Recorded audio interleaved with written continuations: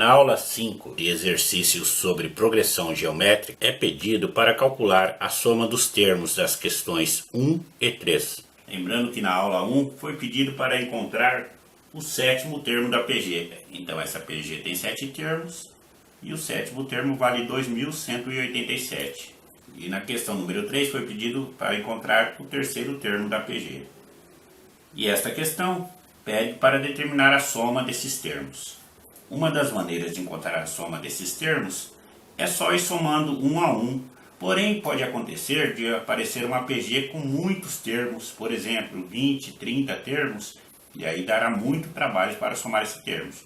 Mas como essas aqui não são tão grandes, vocês podem simplesmente somá-las e vão ver que vai dar o mesmo resultado da que eu irei resolver aqui, utilizando a fórmula. Como na fórmula que eu vou estar passando daqui a pouco, eu vou precisar da razão de cada um, já estou colocando aqui a razão representada pela letra Q de quociente. Basta pegar o segundo e dividir pelo primeiro. 9 dividido por 3 dá 3.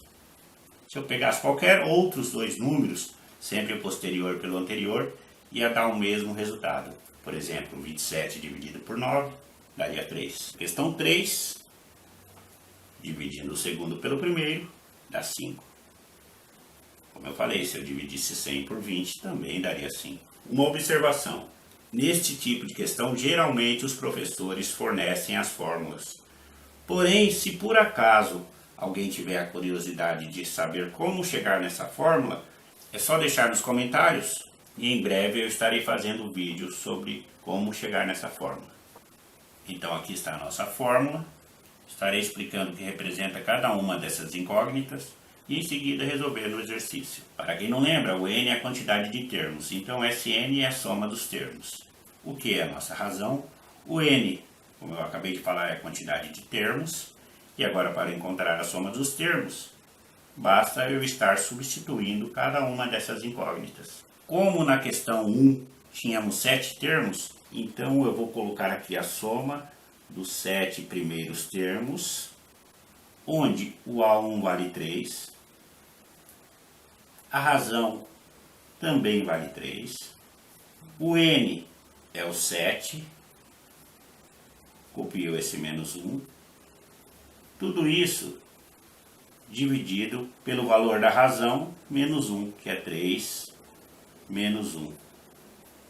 Aí vocês podem me perguntar, por que a razão deve ser diferente de 1? Porque se eu colocar no lugar da razão o número 1, 1 menos 1 dá 0 e não existe divisão por 0, como eu já falei em outros vídeos. Outra observação, alguns autores preferem não colocar entre parênteses. É aí que as pessoas fazem a confusão. Então, quando for colocar a fórmula, mesmo que o professor forneça, coloque entre parênteses, pois se não existisse esse parênteses, eu estaria multiplicando primeiro, pois primeiro resolvemos a multiplicação, para depois a adição e subtração, que estaria errado. E como prova disso, vocês podem fazer somando esses valores. Pega uma calculadora simples mesmo, soma esses valores e vocês vão notar que vai dar o mesmo resultado que eu vou colocar aqui. Então vamos lá. A soma dos 7 termos é igual a 3, que multiplica 3 elevado à sétima, dá 2.187. Menos 1. Tudo isso eu devo dividir por 3 menos o 1, que dá 2. Já fazendo direto aqui, primeiro eu resolvo o que está dentro do parênteses. 2.187 menos o 1 dá 2.186. 2.186 vezes o 3 dá 6.558. Dividido por 2 dá 3.279. Próxima questão de maneira semelhante. Agora queremos saber a soma dos 6 primeiros termos, pois aqui temos 6 termos.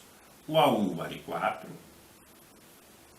a razão agora vale 5, que está elevada a 6, que é a quantidade de termos, menos 1. Como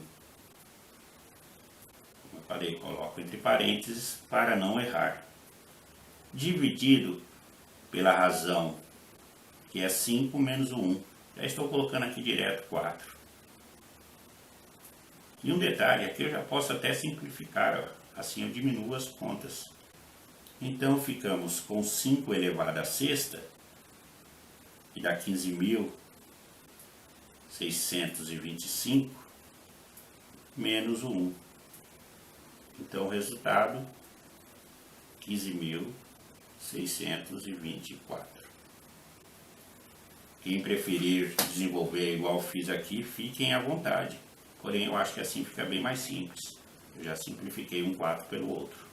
E assim está resolvida a questão. Espero que tenha entendido e gostado. E até a próxima.